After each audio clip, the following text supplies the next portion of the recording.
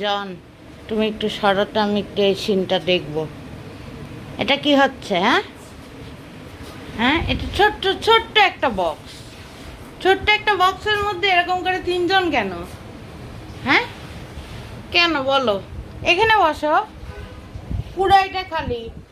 ওখানে অনেকজন আছে, এখানে আবার অনেক, কিন্তু এটার মধ্যে তিনজন কেন তোমরা? হ্যাঁ, এখানে বসো, এখানে আসো। আরে ল্যান্ডস্টার নাকি? তোমাদের দেখে আমার খুব হাসি পাচ্ছে, বুঝো না? সিমন, তোমাকে কিন্তু শশা দিতে বলেছে একজন, বুঝো না? কি?